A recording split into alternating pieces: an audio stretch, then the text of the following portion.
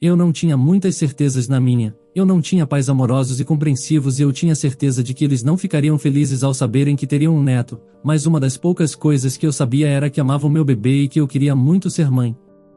Embarque nessa história emocionante agora. E se você já conhece o nosso canal, e quer nos ajudar a continuar te emocionando com mais vídeos, peço que nos ajude apertando o botão de gostei. Vamos ao vídeo. Júlia caminhava e abraçava a própria barriga. Ela sentia que com aquele gesto ela não estava aquecendo apenas o próprio corpo, mas também Juliana, que era o nome que ela queria dar à sua filha. Ela sentia que o nascimento da filha seria uma virada em sua vida. Estava enfrentando tantos dilemas, que nem ao menos se lembrava da última vez que tinha tido uma noite tranquila, e sabia que isso era algo muito necessário em sua atual condição. Sendo assim, ela resolveu pensar em si e na futura filha naquela noite, saiu de casa apressada, deixando para trás os berros da mãe e a apatia do pai, e foi noite adentro, caminhando, sem ter um destino certo em sua mente.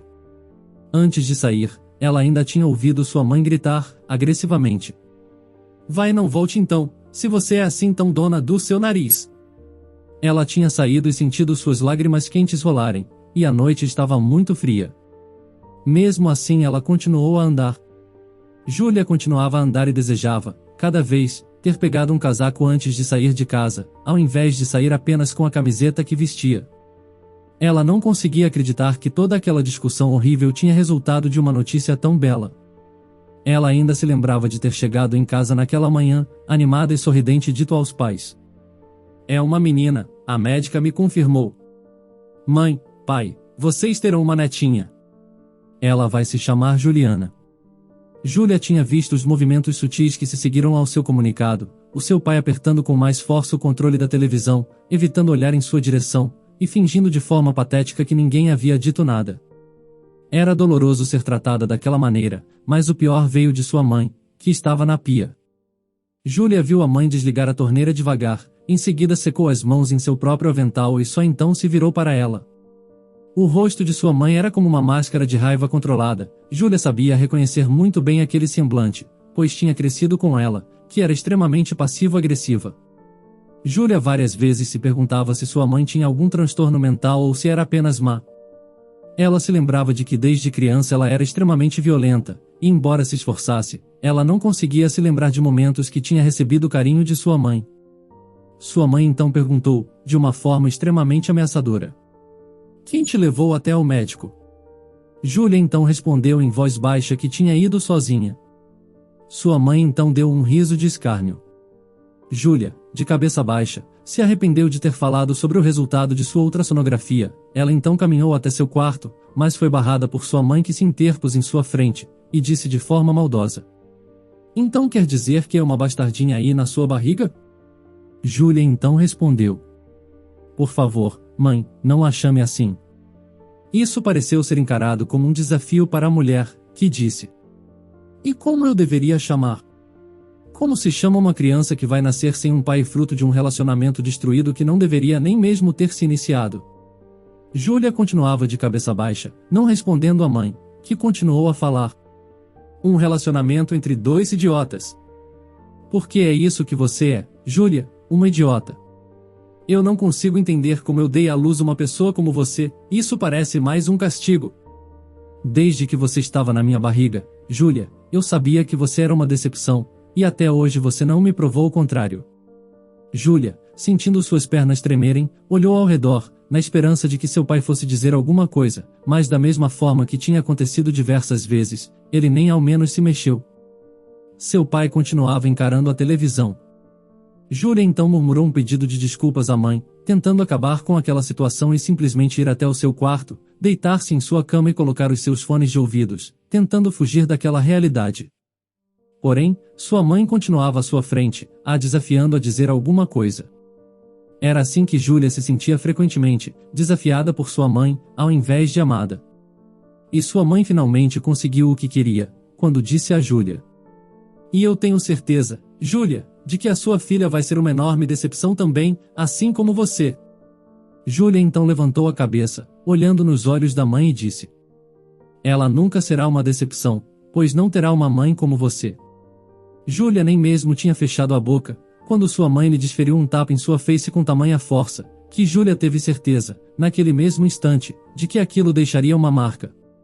Júlia então deu as costas à mãe, que continuava a gritar ofensas, gritar o quanto ela não seria uma boa mãe, pois nem mesmo uma boa filha tinha sido. Júlia tinha saído de casa tapando os ouvidos, tentando fugir das palavras da mãe que a queimava como brasa quente. Depois de tudo, andando na rua, no frio e na garoa que já começava a cair na noite silenciosa, ela finalmente viu no fim da rua um estabelecimento iluminado. Ela não conseguia acreditar que o lugar ainda estava aberto, pois já tinha passado por diversos locais com as portas fechadas e as luzes apagadas. Como ela já estava sentindo os dentes baterem de frio, ela caminhou até lá. Júlia entrou, e percebeu que o local era uma pequena lanchonete. Rapidamente ela foi até uma mesa e se sentou. Ela não tinha a intenção de comprar algo ali, afinal, embora estivesse com fome, não tinha mais do que R$1,50 no bolso, mas a sua esperança era que pudesse ficar ali por tempo suficiente para se esquentar, antes que os funcionários do local percebessem que ela não iria consumir nada. Quase no mesmo instante em que ela se sentou, um rapaz sorridente se aproximou dela. Ele disse boa noite e em seguida lhe entregou um cardápio. Júlia então o pegou, agradeceu e começou a folhear, interpretando, da melhor forma que conseguiu, o papel de uma cliente que tinha intenção de comprar. Mas, por uma grata surpresa, Júlia viu que poderia comprar pelo menos um café, que custava R$1,25. Ela deu um sorriso tristonho ao perceber que poderia pagar aquela bebida quente, se aquecer, e ainda ficaria com 25 centavos. Ela então levantou a mão timidamente, e quando o garçom se aproximou, ela pediu o café e continuou segurando o cardápio, pois queria passar a impressão de que aquilo era só o primeiro pedido. O garçom sorriu, foi até o balcão e em seguida levou a bebida até Júlia e colocou na frente dela a xícara de café da qual saía uma fumacinha e um aroma delicioso. Em meio àquele momento, Júlia sussurrou: "Café fresquinho", e o garçom então sorriu e disse: "Isso mesmo, você entende mesmo de café, hein?" Júlia só então se deu conta de que não tinha falado a frase só em sua cabeça, e sim em voz alta. Ela então corou de vergonha, e para disfarçar o constrangimento, ela apenas levou a xícara até os lábios e bebeu um longo gole de café. O garçom, percebendo o constrangimento de Júlia, apenas se afastou dela, dizendo, com delicadeza, que se ela precisasse de algo mais, era só chamá-lo. O garçom tinha deixado alguns sachês de açúcar em cima da mesa, então Júlia olhou para o lado, e quando viu que ele já tinha voltado para trás do balcão e estava se ocupando em limpar a superfície com uma flanela, ela rapidamente pegou aqueles sachês e colocou no bolso. Embora Júlia não gostasse de pensar, a verdade era que ela não estava tendo a melhor gestação de todas. Ela estava sofrendo por não ter a alimentação correta, nem as horas de sono suficientes, pois a mãe sempre ligava o liquidificador ou o aspirador de pó assim que ela se deitava e sequer o ambiente era o correto para gestar aquela criança, pois as discussões eram constantes em sua casa.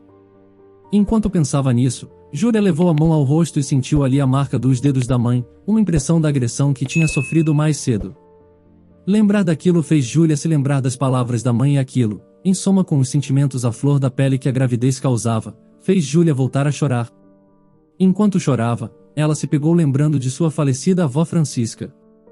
Com uma mãe que sempre saía de casa para beber e usar as mais variadas substâncias tóxicas, Júlia tinha sido criada pela avó Francisca que, diferentemente de sua mãe, era uma mulher muito doce e carinhosa.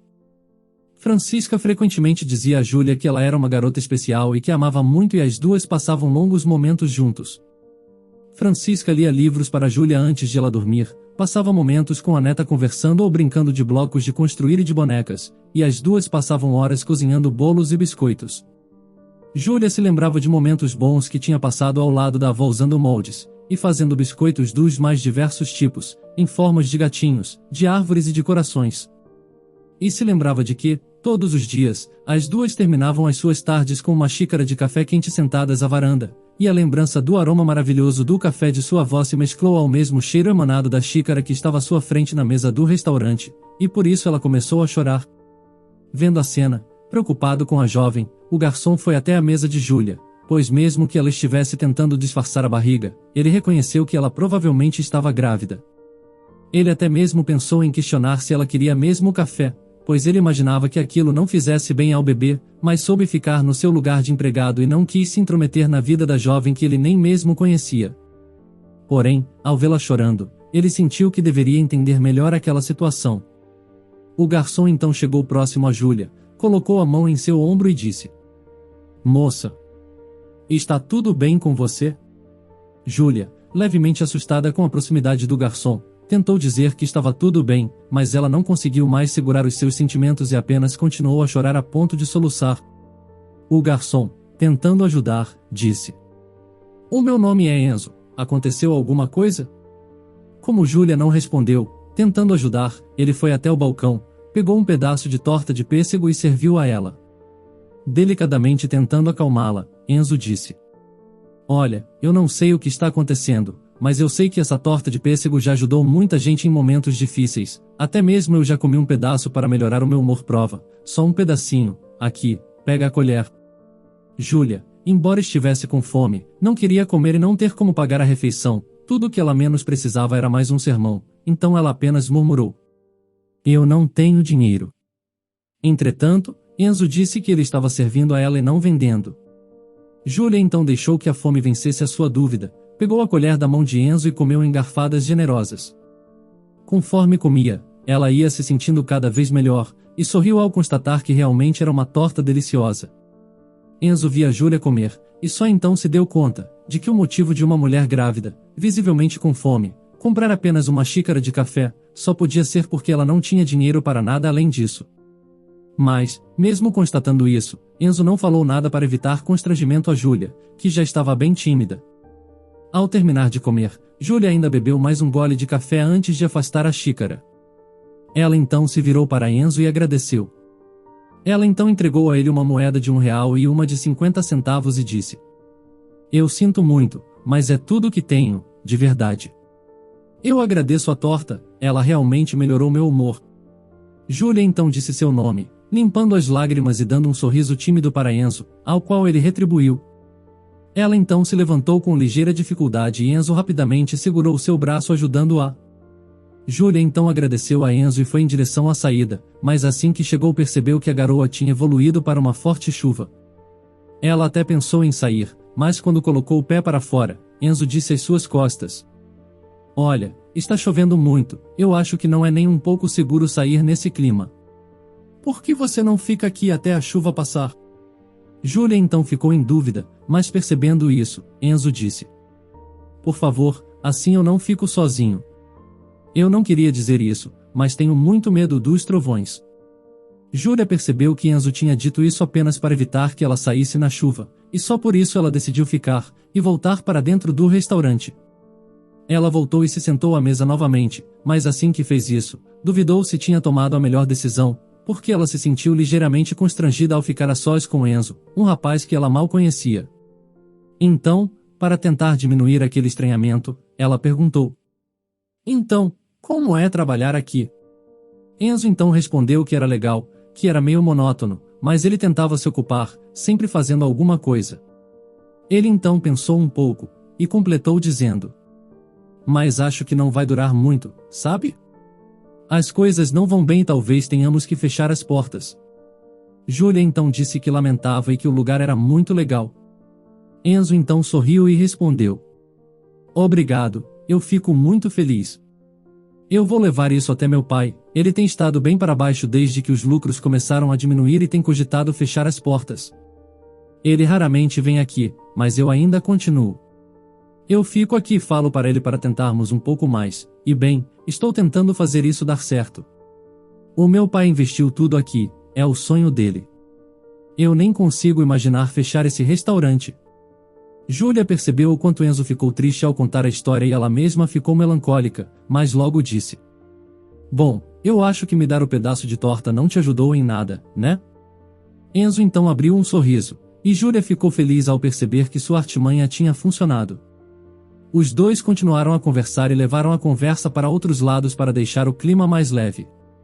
Eles falaram sobre filmes, sobre livros, sobre gostos em comum e sobre a vida.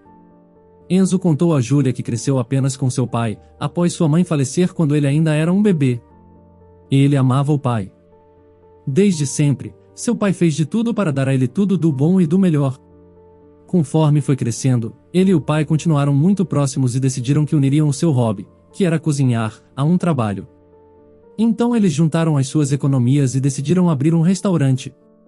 Enzo e o pai tinham trabalhado durante anos, então o restaurante tinha que dar certo. Todo o investimento dos dois estava ali e eles começaram muito animados. No início, o restaurante fez muito sucesso. Os clientes vinham de outras cidades e estados e elogiavam a comida, sempre retornando ao local. Então, durante um bom tempo, o negócio foi de vento em popa. Porém, tudo mudou quando houve uma reforma na autoestrada, e essa alteração forçava os motoristas a passarem por outra via e não mais pelo restaurante, e isso foi um baque enorme para pai e filho, pois os clientes começaram a desaparecer cada vez mais. Mas, mesmo assim, Enzo tinha esperança de que as coisas voltariam ao normal. Júlia ouviu a história de Enzo e conforme ele falava ela se admirava cada vez mais com a forma carinhosa com que ele falava de seu pai. Aquele amor e carinho era algo que ela nunca tinha conhecido de seus pais, apenas de sua avó materna Francisca. Após terminar de contar a sua história, Enzo disse: "Bom, eu não quero ficar falando sem parar sobre a minha vida sem ouvir sobre a sua. Então, qual é a sua história?" Júlia então começou a falar. "Eu vivi com a minha avó durante quase toda a minha infância. A minha mãe me deixava lá sempre, e saía para aproveitar a vida, como ela mesma dizia. Minha mãe sempre foi muito festeira, ela adorava lugares regados a bebidas, e passava noites em festas, não se importando com o que quer que precisasse fazer para continuar nesses lugares. Ela me disse durante quase toda a minha vida, que tinha sido em uma dessas festas que tinha conhecido o meu pai engravidado, mas ela nunca falou disso com carinho. Ela sempre deixava claro que aquela noite tinha sido um erro e meu pai nunca refutou. Quando eu tinha 12 anos, a minha avó adoeceu, e eu vi a minha mãe ignorar aquela doença, sem nunca ajudar a minha avó em nada. Minha avó nunca falou mal da minha mãe, nem mesmo quando ela ia até a sua casa e pegava o seu dinheiro, que era dos remédios, para gastar em bebidas. Eu não conseguia entender como meu pai ficava ao lado da minha mãe, mas ele sempre ficou. Mesmo quando ela saía e ficava por dias fora de casa, ele ainda a esperava. Era uma relação estranha. A minha mãe nunca trabalhou, mas sempre tinha dinheiro que ela conseguia com meu pai ou roubava de minha avó. Um ano após ter ficado doente, a minha avó faleceu, mas antes disso ela ainda ficou por alguns dias no hospital, tempo suficiente para eu ficar um pouco mais com ela e ela me dizer que me amava e que o futuro reservava muita alegria para mim. Ela tinha escrito um testamento e tinha dito que minha mãe tinha herdado o dinheiro, mas que ela deveria usá-lo para me criar, coisa que minha mãe nunca fez. Ela gastou a maior parte do dinheiro em bebidas e meu pai era quem colocava comida em casa, mas mesmo assim a comida muitas vezes faltava. Aos 14 anos eu fui parar no hospital após ficar muito doente, eu fiquei internada por uma semana e na época eu não entendi, mas conforme fui crescendo eu fui entendendo que eu tinha ficado doente por falta de vitaminas e de ferro. Eu ainda me lembro do médico dizendo aos meus pais que se aquilo acontecesse outra vez eles seriam denunciados. O médico dizia: "Essa criança não estava sendo bem cuidada, isso está evidente. Se ela vier aqui novamente nesse estado eu mesmo irei denunciar vocês." Fiquem avisados. Eu me lembro de que meus pais disseram que eu não voltaria ali e de fato eu não voltei, isso porque nas vezes seguintes em que me maltrataram eu não fui levada ao hospital. Os meus pais sabiam que poderiam ser presos se mais alguém descobrisse aquilo, então eu me lembro de ter ficado em casa quando estava com muito frio e suando em bicas, provavelmente eu estava com febre alta ou com alguma outra doença. Eu também me lembro de várias vezes em que os meus pais me castigavam me deixando trancada dentro do meu quarto por dias, com apenas o café da manhã e o almoço, que eu guardava uma parte para poder jantar. Nesse período, a única coisa que me mantinha minimamente sã, eram os livros que minha avó tinha me dado.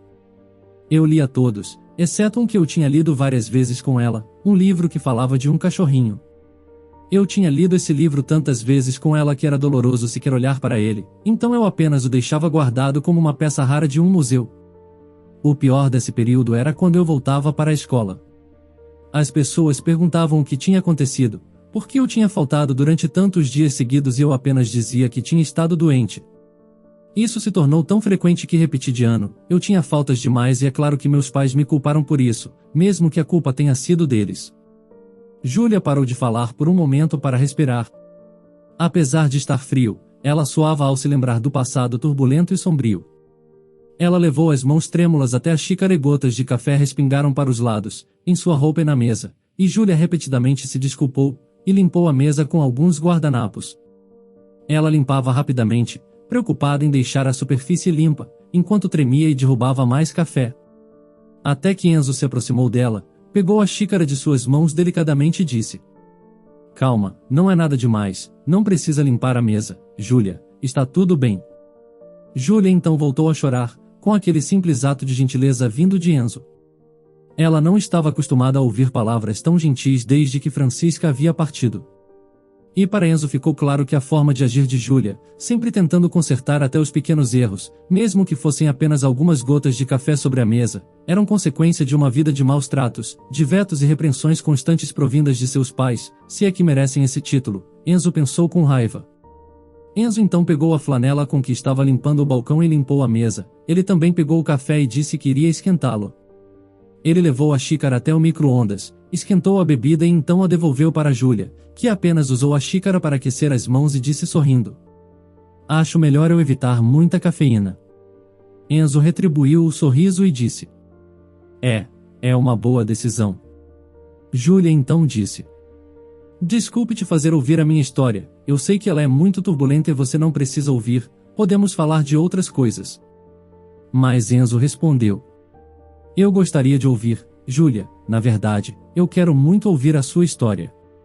Júlia ficou surpresa com aquelas palavras e apesar de sentir que estava se expondo demais, ela sentiu um impulso ainda maior de desabafar. Ela precisava fazer aquilo, nunca tinha ido a psicólogos ou terapeutas, então no impulso ela voltou a falar: "Na minha adolescência eu continuei a estudar e consegui pelo menos me livrar dos castigos mais duros. Eu dizia à minha mãe que enquanto era criança ela conseguia me controlar e me vestir com roupas de frio para as pessoas não verem as marcas roxas em meu corpo. Mas que todos iriam estranhar uma adolescente se vestindo assim, dessa forma. Eu ainda sofria as agressões verbais dela, mas não as físicas. A minha vida toda tinha sido baseada em indiferença e raiva, então quando eu conheci Caio eu achei que finalmente teria o meu final feliz. Caio era gentil e bonito e eu quase que imediatamente me apaixonei por ele. Eu era muito tímida, afinal, como eu poderia ser de outra forma com a criação que tive? Eu costumava estudar e na hora dos intervalos eu apenas ia ler em um canto afastado. Porém, cada vez mais Caio se aproximava de mim, puxando conversa, me elogiando, sendo extremamente agradável comigo. Ele era do tipo popular e várias garotas me invejavam quando me viam com ele. Depois de uma vida tão oprimida eu tenho que dizer que me sentia orgulhosa pela primeira vez na vida. Depois de tudo o que aconteceu, eu percebi que deixei que o deslumbramento com um romance digno dos sonhos me cegasse, e quando me dei conta, estava namorando o Caio. Várias vezes quando meus pais estavam me maltratando daquela mesma forma, minha mãe me insultando e meu pai indiferente, era Caio quem me salvava. Ele ia até a minha casa e me tirava de lá. Ele me fez promessas, disse que iríamos morar juntos, que teríamos filhos e que seríamos felizes longe dali. E eu acreditava nisso tudo e me entreguei a ele de corpo e alma. Mas, diferente do que Caio sempre me dizia, ele não ficou feliz quando eu contei que estava grávida. Eu lembro estarmos juntos em uma lanchonete quando eu disse ter uma surpresa para ele. Nesse ponto Caio já estava agindo de forma indiferente, como se estivesse cansado de mim. Eu então contei a minha novidade, animadamente, e ele apenas me olhou de cara feia e disse: "Você está brincando, né?" Sorrindo eu respondi: "Não, é verdade, vamos ter um bebê." Ele então deu um riso de escárnio e perguntou em voz alta: "Como assim, vamos? Você vai ter, eu não quero filho nenhum, Júlia." Ele então continuou a falar de forma maldosa o quanto eu tinha sido idiota e perguntar como eu tinha deixado aquilo acontecer e por que eu tinha engravidado, como se eu tivesse gerado sozinho o feto que crescia em meu ventre. Eu tentava responder, mas cada vez ele gritava mais até o ponto em que eu também me descontrolei e gritei com ele, dizendo que ele era um hipócrita e que estava refutando o que ele próprio tinha me prometido. Assim que eu disse isso, ele me segurou pelo cabelo, se aproximou de mim de forma ameaçadora e disse: "Nunca mais se atreva a falar comigo nesse tom, sua cretina, ou vai se arrepender." Ele então me sacudiu com violência antes de me empurrar para longe e eu me desequilibrei e caí no meio da lanchonete. Ele saiu e me deixou chorando. Algumas pessoas auxiliaram-me e pediram-me para eu me queixar contra ele, mas eu disse que estava tudo bem e não fui à delegacia, pois estava com medo de Caio. A maneira como ele falou comigo, com os olhos vidrados nos meus, foi uma ameaça e eu, pela primeira, mas não última vez, senti medo dele. Após esse dia, sempre que eu tentava contato com Caio, ele me repelia e me dizia que não queria filho nenhum. E tudo só piorou quando vi com outra garota. Ele nem mesmo tentava esconder, a abraçava e beijava no meio da quadra de vôlei. Isso me feriu muito, e nesse dia, voltei para casa chorando, só para ser recebida com mais farpas por minha mãe. Após uma semana de todo esse acontecimento, Caio foi falar comigo na saída da aula. Ele se aproximou de mim e me chamou para conversar num beco próximo à escola, e eu fui. Chegando lá, Caio me disse de forma tranquila: "Olha, Júlia, eu queria me desculpar pelo outro dia, eu estava irritado e não soube lidar bem com a notícia. Você pode me desculpar?" A contragosto eu respondi que sim, e então disse: "Que bom. Olha, eu tenho pensado muito no nosso caso e eu tenho uma solução, eu até já falei com a minha mãe e ela aceitou ajudar." Eu estava confusa, pensando em como a mãe de Caio poderia ajudar naquela situação, mas ele continuou falando e eu entendi tudo. Ele completou: "A minha mãe sabe de uma clínica segura, eles fazem um bom trabalho lá. E você vai ser muito bem cuidada", a minha mãe garantiu. "Eu posso marcar para a próxima quarta-feira e vocês vão juntas, essa história de filho vai acabar e ficaremos livres, o que acha?" Eu não conseguia acreditar no que estava ouvindo. Ele queria que eu interrompesse a gravidez e falava do bebê como se fosse um objeto, uma coisa, ao invés de uma pessoa. Pela primeira vez na vida eu me senti forte, o meu instinto de proteção falou mais alto e eu gritei com Caio. Enquanto dizia que ele não prestava, ele apontou o dedo na minha cara e deixou claro que não daria um tostão para aquele bebê. Ele disse que se eu fosse esperta, me livraria daquele futuro filho bastardo. Eu então gritei que não queria nada dele e que ele sumisse de vez da minha vida. Eu saí de perto dele chorando e com muitas incertezas, mas a única coisa que eu sabia é que eu teria o meu filho e cuidaria dele. Eu já sentia o amor antes mesmo de fazer o ultrassom. Eu não tinha muitas certezas na minha vida, eu não tinha pais amorosos e compreensivos e eu tinha certeza de que eles não ficariam felizes ao saberem que teriam um neto, mas uma das poucas coisas que eu sabia era que amava o meu bebê e que eu queria muito ser mãe. Eu teria aquele filho e eu o amaria mais do que os meus pais haviam me amado. Eu tentei esconder a minha barriga, mas logo a minha mãe percebeu, e bem, ela não ficou nada feliz. Hoje faz 2 meses que eu estou gestando e descobri que terei uma filha. E eu a amo muito. Ao fim da história, Enzo pensou em muitas coisas a dizer, mas a única coisa que pareceu mais apropriada, e que ele fez, foi abraçar Júlia. Não demorou muito até que a amizade de Júlia e Enzo se tornasse um relacionamento. Eles se davam muito bem e diferente do que Júlia pensou, Enzo não se importava que ela estava grávida. Júlia logo passou a ir cada vez menos para a casa dos pais, pois praticamente morava com Enzo e seu pai e percebia cada vez mais que Enzo, sim, era um bom homem diferente de Caio. Como ela não voltava para casa, certo dia, ao sair da casa de Enzo, encontrou na porta da casa uma mala surrada na qual estavam as suas roupas e os livros, e um bilhete de sua mãe dizendo que estava feliz por ela ter ido embora. Júlia então abriu o livro que ela costumava ler com sua avó. Ela lia vários livros com Francisca, mas o que elas mais liam juntas era um livro de história de um cachorrinho que se perdia de casa e que, para voltar, precisava enfrentar vários desafios. Por fim, ele chegava em casa e reencontrava o seu antigo dono. Júlia sempre se emocionava ao ver o cachorrinho de volta à sua casa, e as gravuras delicadas sempre a faziam ter bons sonhos. Já adulta, restava a ela nostalgia ao ver aquele livro. A cada página virada, uma nova memória de sua avó a atingia e a acalentava, mas foi perto das últimas páginas que ela teve mais lembranças. Ela teve uma surpresa ao ver um envelope cair no meio das páginas do livro. O envelope tinha um aspecto amarelado, o que denunciava que ele estava ali há algum tempo. Ela leu e um sorriso surgiu em seu rosto. Era uma carta da avó contando que escondeu as joias da família em um cofre em um banco e a senha estava anotada ali. Júlia foi até o banco e ali estavam as joias junto a um bilhete de sua avó que dizia: "Aproveite e seja feliz. Eu te amo." Júlia vendeu parte das joias e guardou o restaurante. Parte do dinheiro foi para o pai de Enzo para ele reerguer o restaurante e parte foi para sua nova família. Juliana nasceu e Júlia e Enzo estavam radiantes. Júlia e Enzo então partiram para uma nova vida. As joias da avó eram desconhecidas por seus pais, por isso ela sabia que eles nunca iriam atrás deles. Com Juliana no colo e Enzo ao seu lado, Júlia respirou aliviada. Ela sentia, pela primeira vez em sua vida, que o destino lhe reservava boas surpresas e ela estava ansiosa para descobrir quais eram. Você teria a mesma garra que Júlia? Tomaria alguma atitude diferente dela? Comente a sua opinião. Se você gostou dessa história emocionante, peço, por favor, que deixe um gostei neste vídeo. E este outro vídeo que está aparecendo em sua tela agora, também é muito comovente, e certamente também vai te emocionar. Se inscreva no canal para não perder nenhuma novidade, e até o próximo vídeo.